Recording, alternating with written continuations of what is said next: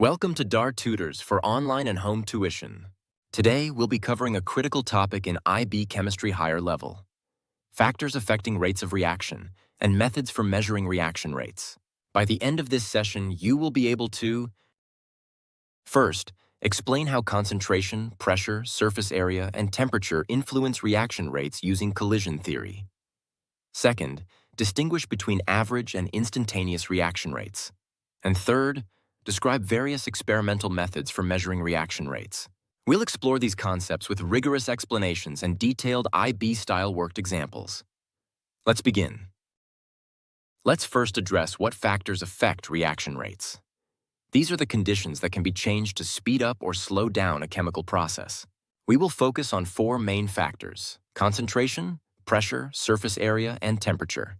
To understand how these factors work, we use the collision theory. Collision theory has two main principles. First, reactant particles must collide.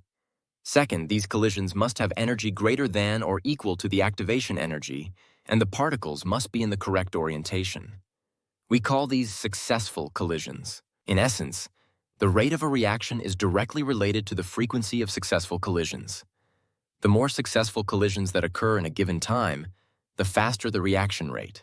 So, our general rule is that anything that increases the frequency of successful collisions will increase the rate of reaction. Now let's apply collision theory to our first three factors: concentration, pressure, and surface area. Concentration refers to the number of particles in a solution. If we double the concentration of a reactant, we double the number of reactant particles in a given volume. Doubling the particles doubles the chance of them colliding. Therefore, the frequency of successful collisions doubles, and the reaction rate doubles. This is a direct proportional relationship. The same logic applies to the pressure of gaseous reactants. Increasing the pressure pushes the same number of gas molecules into a smaller volume. This again doubles the particle density, leading to double the collision frequency and thus double the reaction rate. Finally, for solid reactants, the key factor is surface area.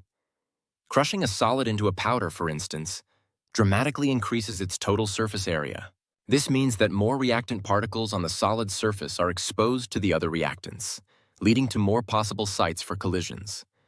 This increases the collision frequency and the reaction rate.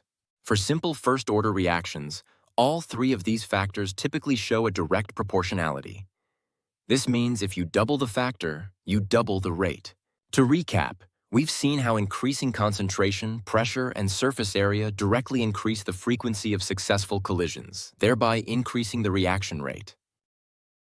Temperature has a much more profound and exponential effect on reaction rates. For a typical reaction at room temperature, increasing the temperature by just 10 degrees Celsius approximately doubles the reaction rate. Collision theory explains this exponential relationship through two mechanisms. The first is similar to the previous factors. Increasing temperature increases the kinetic energy of particles. With more energy, particles move faster. This means they will collide more frequently, which in turn increases the reaction rate. However, this increase in collision frequency is not enough to explain the doubling of the rate for a 10-degree rise. The second effect, which is the dominant one, is about the energy of those collisions. As particles gain more energy, a significantly larger fraction of them will have kinetic energy greater than or equal to the activation energy. This means that a much greater proportion of the total collisions will be successful. We can visualize this with the Maxwell-Boltzmann distribution, which shows the distribution of kinetic energies among gas molecules at a given temperature. Let's sketch a graph. The x-axis is kinetic energy, and the y-axis is the number of molecules. The area under the curve is the total number of molecules. Now let's mark the activation energy, EA. The area under the curve to the right of EA represents the number of molecules with enough energy to react. This is a small fraction at temperature T1. Now what happens if we increase the temperature to T2? The curve for T2 is broader and shifted to the right, meaning more molecules have higher energies. The peak is also lower, as the area under the curve must remain constant. Now, if we look at the area to the right of the activation energy, the shaded area is dramatically larger for T2 than for T1. This shows that a relatively small increase in temperature leads to a massive exponential increase in the number of molecules with sufficient energy to overcome the activation barrier, which accounts for the rapid increase in reaction rate. Let's formalize how we calculate reaction rates. We need to distinguish between average rate and instantaneous rate. The average rate of reaction is simply the change in concentration of a reactant or product over a period of time. We can write this as delta concentration over delta time, or specifically, concentration at time t minus concentration at time t1, all divided by the difference in times. The SI units are typically moles per decimeter cubed per second. A critical detail: if we use a reactant's concentration, delta concentration will be negative because it's being used up. To keep the rate positive, we must place a negative sign in front of the expression. So for a reactant A, the average rate is negative delta concentration of A over delta time. A common misconception is that the reaction rate is just the time for the reaction to finish. This is incorrect. The rate is about how much change happens over time. Let's work through a problem. During a reaction, 0.040 moles of a substance are produced in a 2.5 dm cubed vessel in 20 seconds. We need to find the average rate in moles per dm cubed per second. First, we convert moles to concentration. Concentration is moles divided by volume. So we take 0.040 moles and divide by the volume, 2.5 dm cubed. This gives us a concentration of 0.016 moles per dm cubed, moles per heat. Now we can calculate the average rate. The rate is the change in concentration, which is 0.016, divided by the time it took, 20 seconds. This results in an average rate of 8.0 times 10 to the power of negative 4 moles per dm cubed per second. It's a positive rate because we calculated it from a product's concentration. The average rate gives us a general idea, but a reaction rate is rarely constant. It's usually fastest at the start and slows down over time as reactants are used up. To get a more accurate picture at any specific moment, we need the instantaneous rate of reaction. The instantaneous rate is the slope, or gradient, of the tangent line to a concentration time curve at a specific point in time. It represents the rate of reaction at that exact instant. We will explore this further in the next section. Now let's delve into the instantaneous rate and how we can find it from experimental data. Remember, the instantaneous rate is the slope of a concentration time graph at a specific time. Let's look at the graphs. Here we see a graph of reactant concentration versus time. It starts high and curves downwards. If we want the rate at time t, we draw a tangent to the curve at that point. The gradient of this tangent, calculated as the change in concentration dot, divided by the change in time t, gives us the instantaneous rate. Since the concentration is decreasing, the slope will be negative, so we must add a negative sign to obtain a positive rate. Conversely, for a product concentration time graph which starts at 0 and curves upwards, the tangent slope is positive and therefore gives the rate directly. The steeper the tangent, the faster the reaction. When the tangent is horizontal, the gradient is 0 and the reaction has stopped. It's important to understand how the rates of disappearance and appearance of different species in a reaction are related.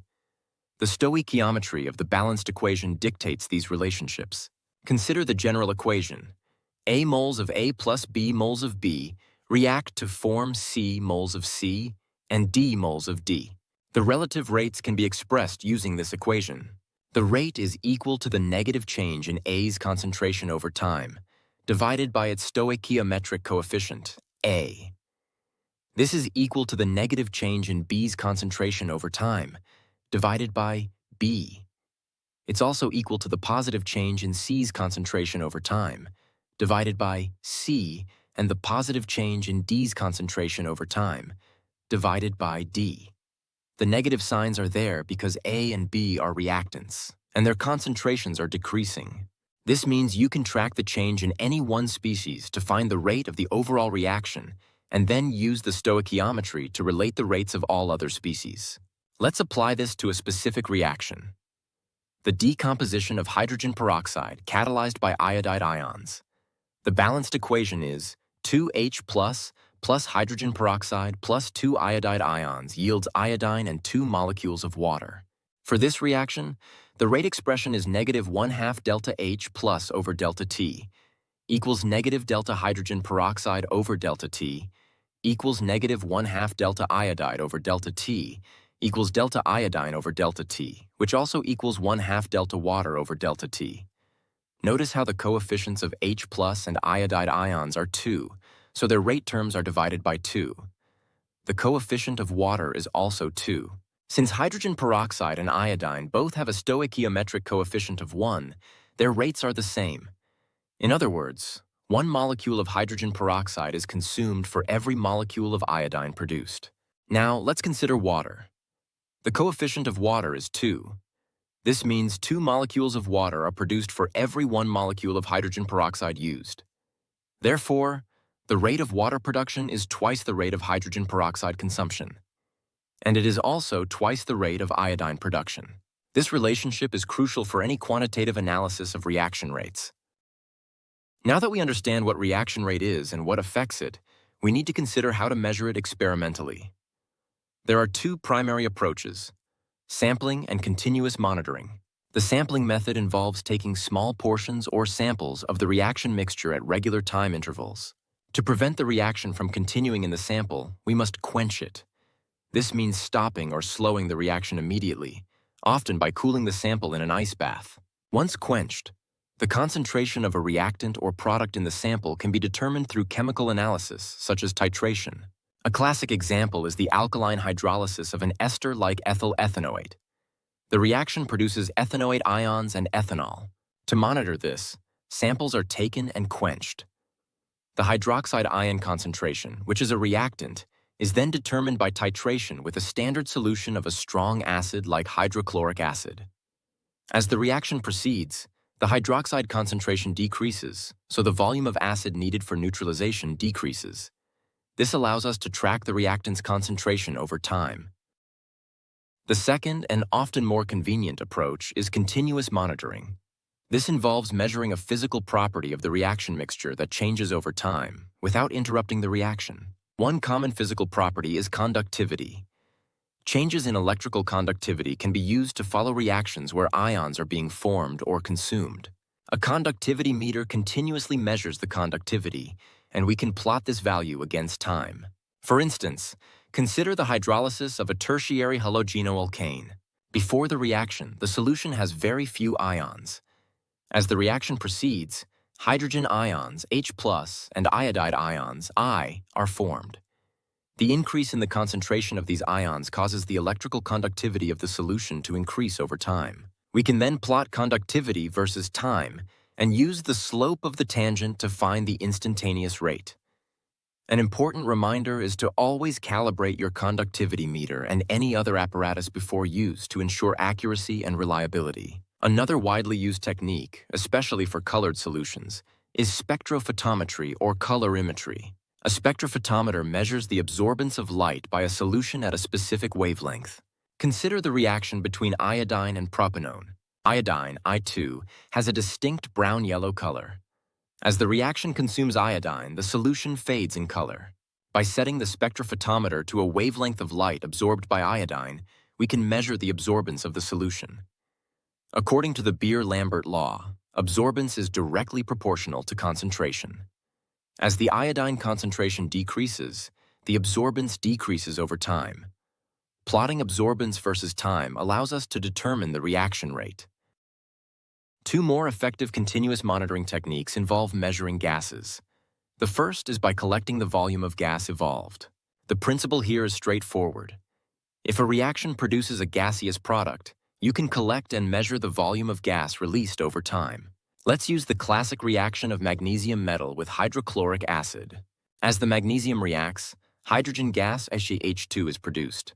We can use a gas syringe to collect and measure this volume.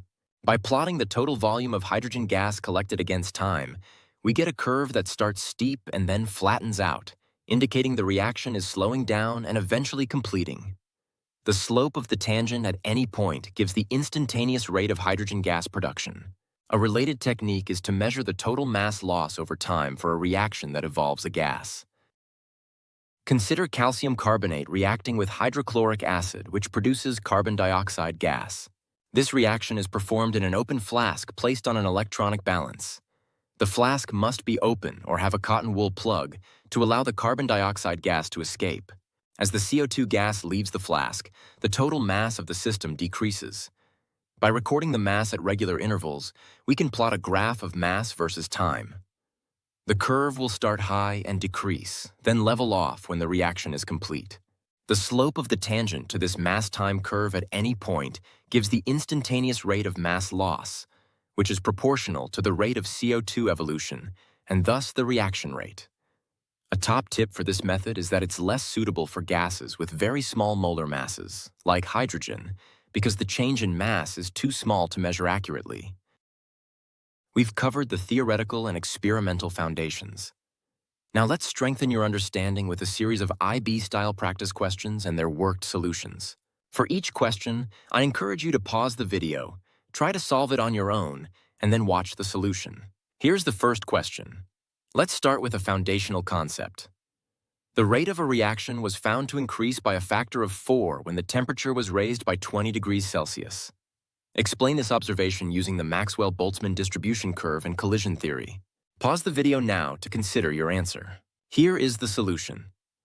As we discussed earlier, an increase in temperature increases the kinetic energy of the reactant particles. This has two effects. First, it increases the frequency of collisions. Second, and more importantly, the Maxwell-Boltzmann distribution curve broadens and shifts to higher energies, leading to a much larger proportion of particles possessing energy greater than the activation energy. This exponential increase in the number of particles with sufficient energy to react explains why a relatively small temperature increase of 20 degrees Celsius can lead to a significant four-fold increase in the reaction rate.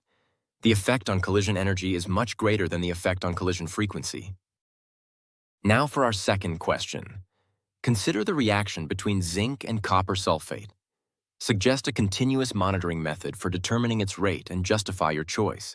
Take a moment to think about the physical changes occurring in this reaction. Let's review the solution. We need a physical property that changes continuously and is easy to measure. If you look at the reaction, copper-2 sulfate in aqueous solution is blue. As the zinc reacts with the copper-2 sulfate, copper-2 ions are consumed to form solid copper, and zinc sulfate, which is colorless, is produced. This means the blue color of the solution will fade over time. Therefore, colorimetry is an ideal method. A colorimeter or spectrophotometer can be set to measure the absorbance of light at a wavelength that copper-2 sulfate strongly absorbs.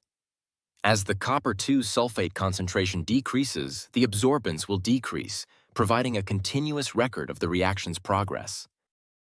Our third question is a calculation. The reaction 2A plus B forms C plus D. If the rate of disappearance of A is 0.0400 moles per dm cubed per second, what are the rates of appearance of C and D and the rate of disappearance of B? Recall the stoichiometric rate relationships we discussed earlier. Let's work through the solution. First, let's write out the full rate expression for this reaction. The rate is equal to -1/2 delta A over delta T, which equals negative delta B over delta T, which also equals positive delta C over delta T, and positive delta D over delta T. We are given that the rate of disappearance of A, which is negative delta A over delta T, is 0.0400. Now we can use the stoichiometric relationship. We know that the rate is equal to -1/2 times the rate of disappearance of A. Plugging in the given value, the overall reaction rate is 1/2 of 0.0400, which is 0.0200. Next, let's find the rate of disappearance of B, which is negative delta B over delta T. Looking at the balanced equation, B has a coefficient of 1, just like the overall rate, which is why it is equal. So the rate of disappearance of B is also 0.200 moles per dm cubed per second. Finally, for C and D, they are products with a coefficient of 1.